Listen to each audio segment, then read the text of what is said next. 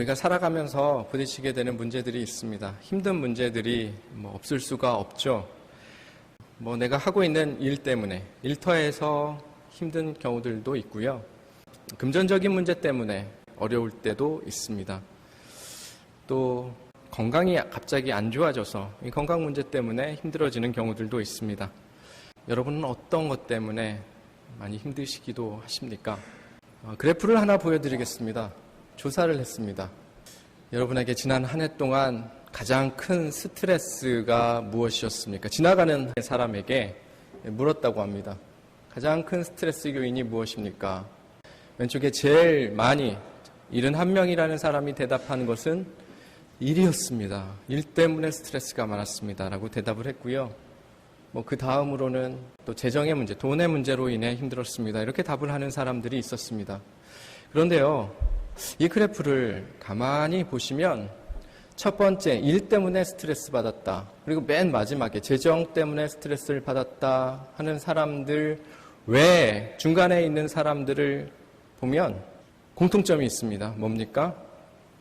동료, 상사, 직원, 고객, 배우자, 자녀, 가정. 뭐예요? 사람들로 인한 스트레스라는 것입니다. 사람들과의 관계 속에서 받은 스트레스가 이렇게 쭉 나열되고 있습니다. 그래서 한번 제가 계산을 해봤습니다.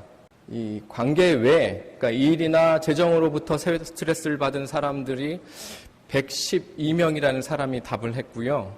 그 외에, 그러니까 관계로 인해서 스트레스를 받은 사람들의 수를 다 합하니까요, 160명이 됐습니다. 그러니까 이 관계 외의 문제 다 합하더라도 이 관계의 문제가 압도적으로 우리에게 스트레스를 주고 어려움을 주는 문제라는 사실을 확인하게 된다는 거죠. 그러니까 우리를 참 힘들게 만들고 늙게 만드는 원인이 이 사람의 문제라는 것입니다. 관계의 문제라는 것입니다. 그렇다고 사람 없는 데 가서 살 수도 없고요. 사람 피하고만 살 수도 없습니다. 우리는 이 사람들과의 문제, 여러분 어떻게 해야 되겠습니까? 저도 여러분과 똑같이 이 사람들 속에서 스트레스를 받는 사람입니다. 왜 안 그러겠습니까? 경우에 따라서는 참 어려운 일도 당하기도 하고요. 그럴 때면 내가 어떻게 이 문제를 대응을 해야 되는지, 어떻게 반응을 해야 되는지에 대해서 참 개인적으로도 여러 생각이 드는 게 사실입니다.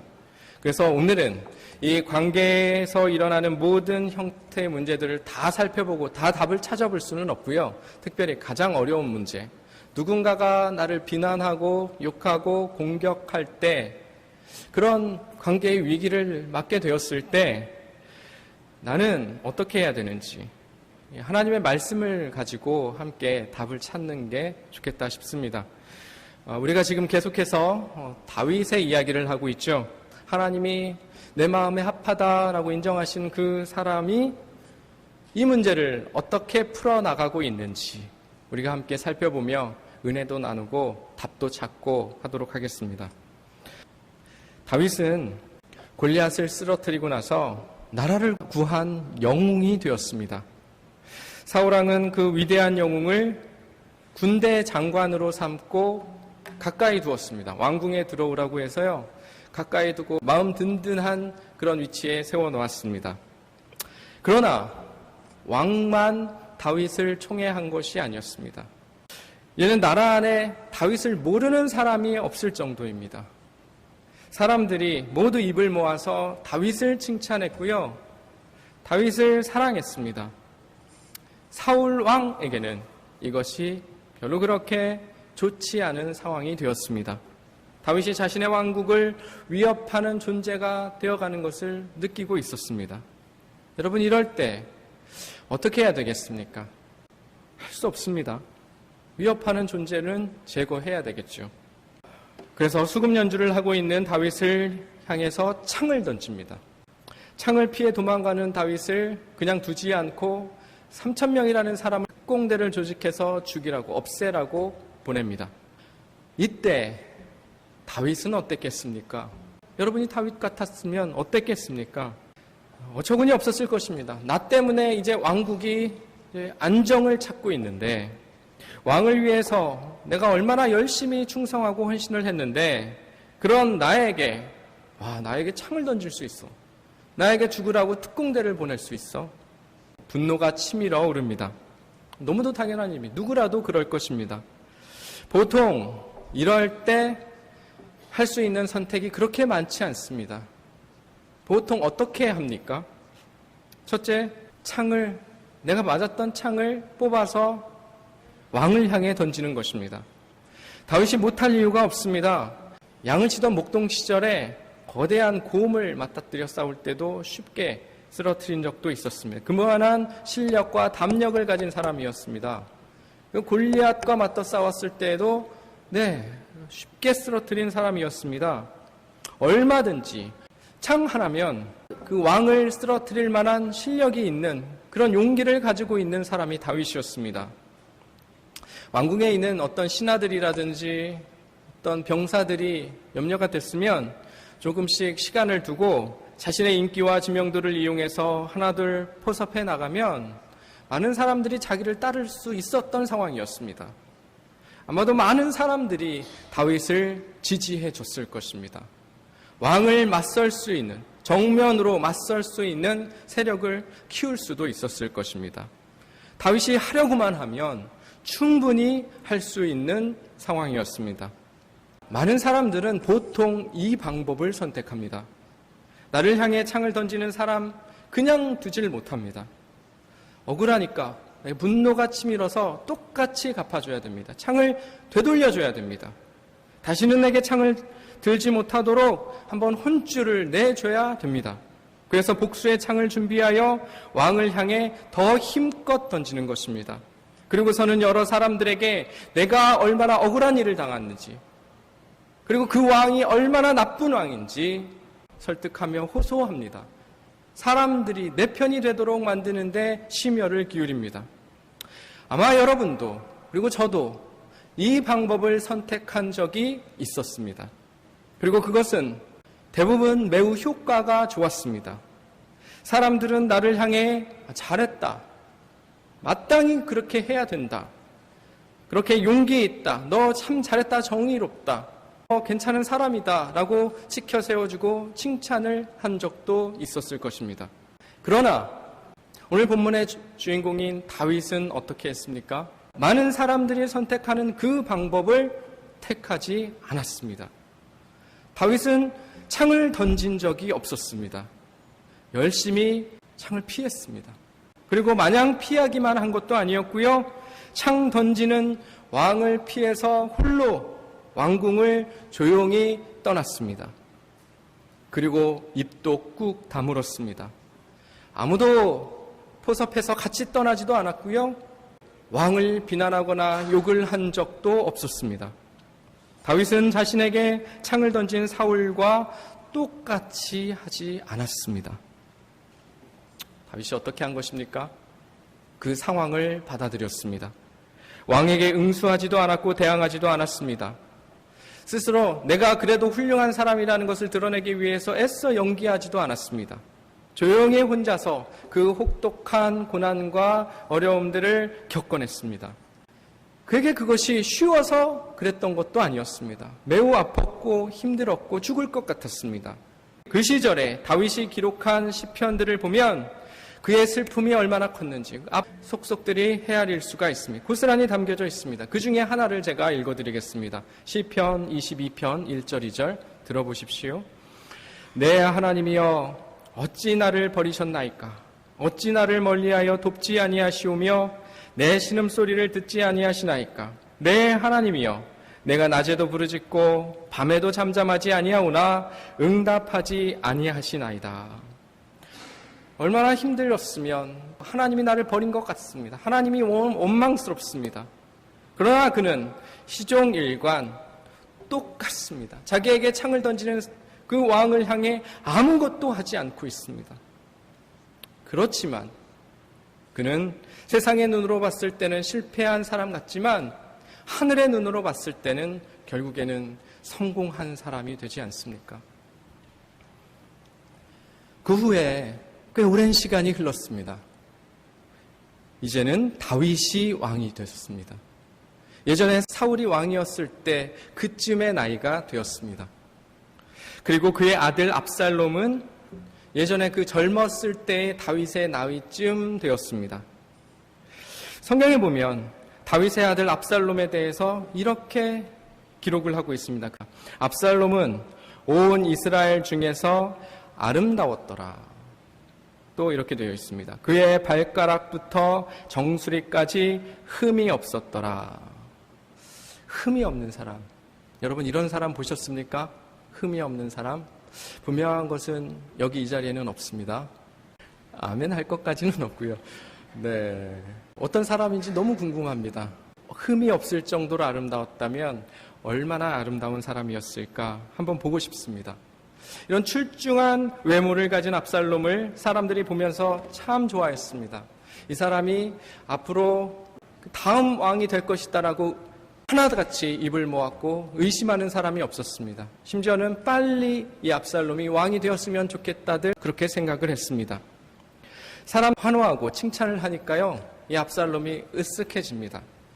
욕심도 나기 시작합니다. 그래서 보다 더 적극적으로 사람들 앞에 나섭니다. 문제를 가지고 시시비비를 가리기 위해서 왕에게 찾아오는 사람들을 먼저 자기가 사람들을 만나서 훌륭한 인품과 지혜를 가지고 문제를 해결해 줍니다. 사람들 하나 둘 이 압살롬에게 깊이 빠져들기 시작합니다. 압살롬은 그렇게 차근차근 반란을 준비하고 있습니다. 여러분 이 사실을 다윗이 몰랐을까요? 그렇게 하기를 4년을 계속했다고 되어 있습니다. 다윗이 이 사실을 몰랐을까요? 최고의 정보력을 가지고 있는 왕인데 전혀 이것을 깜깜하게 몰랐을까요? 그 오랜 시간 동안 왕이 압살롬의 반란을 눈치채지 못했다는 것은 말이 안 되는 상황이었습니다. 자, 이제 다윗은 또 선택을 해야 됩니다. 이번에도 선택할 수 있는 게 많지가 않습니다. 첫 번째는 그 옛날 사울왕이 했었던 것처럼 하는 것입니다. 왕의 자리에까지 치고 올라오려고 하는 이 젊은이를 없애는 것입니다. 창을 들어 던지고 특공대를 보내서 압살롬을 죽이는 방법입니다. 보통은 다 이 방법을 선택합니다. 대부분의 사람들이 이렇게 합니다. 그래서 사울왕은 그가 살아있는 동안에 다윗이 왕이 되지 못하게 하는데 일단은 성공하지 않았습니까? 그러니까 나름 꽤 효과적인 방법입니다. 그러나 다윗은 사울이 아니었습니다. 사울이 했던 방법을 선택하지 않았습니다. 다윗은 또 예전에 했던 방법을 그대로 선택합니다. 그게 무엇이었습니까? 아무것도 하지 않는 것이었습니다. 압살롬이 반란을 시작하면서 다윗 왕을 찾아옵니다. 반란을 진행하고 있다는 뉘앙스를 풍기고 있습니다. 은근히 위협을 하고 있습니다. 다윗이 이미 압살롬의 반란 계획을 눈치채고 있고 느끼고 있습니다. 하려고만 했으면 그 순간에 압살롬을 제압하거나 막아설 수 있었습니다. 그런데 다윗이 어떻게 합니까? 그냥 반란이 진행되도록 그냥 내버려 둡니다. 그게 오늘 9절에 나오는데요. 9절 말씀 우리 같이 읽도록 하겠습니다. 시작. 왕이 그에게 이르되 평안히 가라 하니 그가 일어나 헤브론으로 가니라. 내가 이런 일을 진행하겠습니다. 이렇게 딱 얘기했더니요. 평안히 가라. 그냥 진행하라는 것이죠. 다윗은 아무것도 하지 않습니다. 그런데요. 다윗만 그랬냐? 그렇지 않다는 것입니다. 성경에 나오는 신실한 사람들, 하나님의 사람이라고 일컫던 모든 사람들은 다 이와 같이 행했습니다. 그 옛날 모세도 똑같았습니다. 똑같은 일이 있었습니다. 출애굽을 할 때 광야에서 사촌인 고라가 250명의 족장들을 포섭해서요 반란을 일으킵니다. 그러면 이 모세로서는 어떻게 해야 되겠습니까? 자신이 동원할 수 있는 사람들을 최대한 동원해서 무력으로 제압을 해야 되겠죠. 다시는 그런 일이 반복되지 않도록 강력하게 제압을 해서 본보기를 보여야 되겠죠. 그런데 모세는 어떻게 합니까? 아무것도 하지 않습니다. 하나님이 누구를 선택하시는지, 하나님이 어떻게 하시는지 지켜보자. 그에게 한마디 하고 맙니다. 그럴 때 하나님이 땅을 가르셔서 고라와 250명의 족장들을 심판하십니다. 직접 심판하십니다. 나를 공격해오는 사람들에게 내가 어떻게 해야 될지 모르겠을 때 우리 신앙의 선배들은 어떻게 했다고요? 아무것도 하지 않았다는 것입니다. 우리 다시 다윗과 압살롬 이야기로 돌아가겠습니다. 다윗에게는 모세 때처럼 땅이 갈라져서 반역한 압살롬이 이렇게 죽는 그런 기적은 이루어지지 않았습니다. 말씀드렸죠. 다윗에게는 그런 놀라운 기적은 한 번도 일어나지 않았습니다. 결국 압살롬의 반란은 성공을 거두고요. 황급히 다윗은 왕궁에서 도망을 해야 되는 도망자 신세가 됩니다. 그런데 우리는 알고 있습니다. 다윗은 멀지 않아서 왕권을 회복합니다.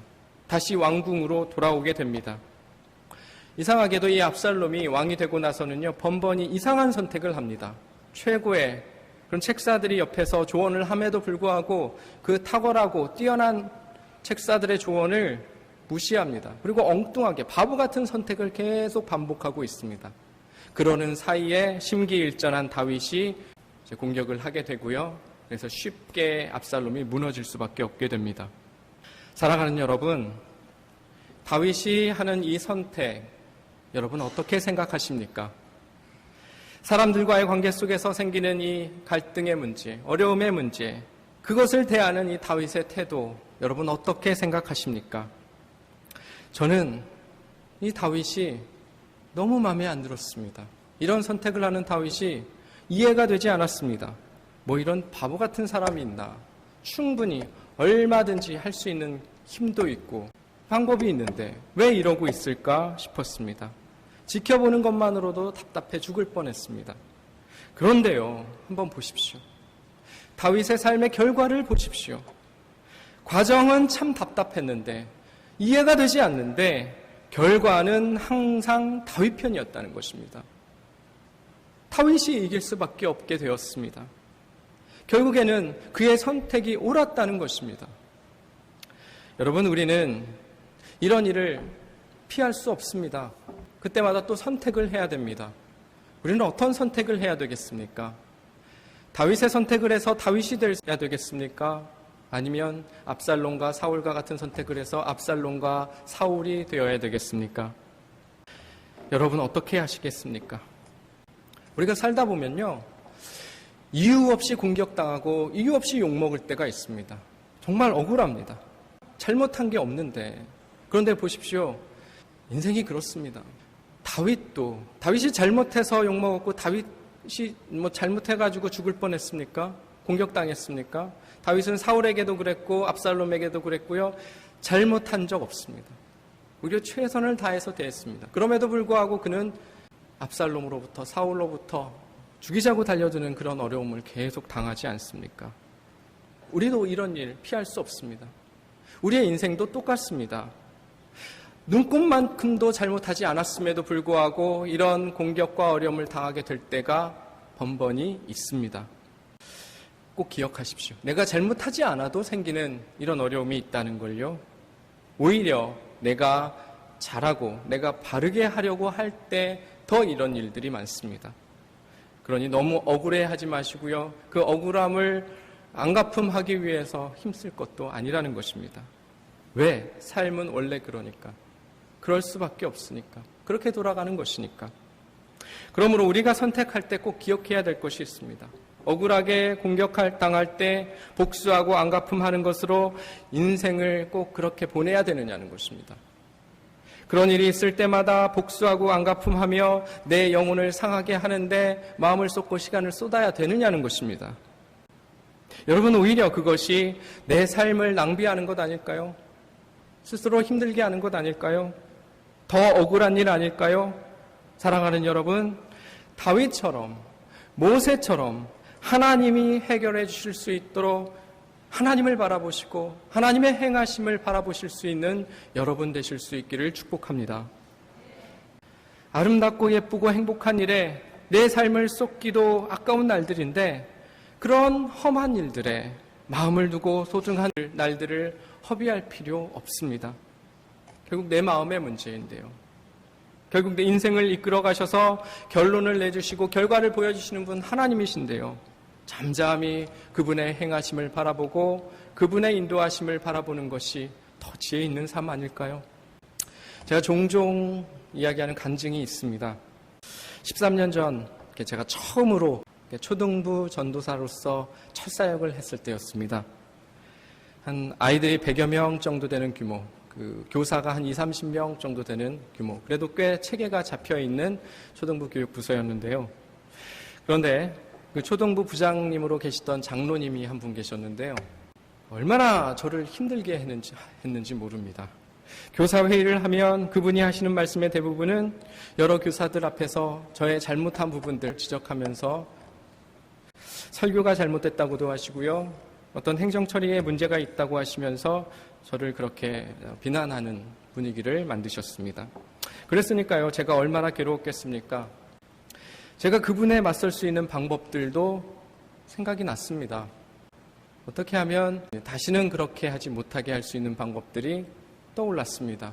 목사님들을 통해서 또 가까운 교사들을 통해서도 할 수 있는 방법들이 생각이 났습니다. 장로님이 잘못됐다고 교사들을 충동질할 수도 있었습니다.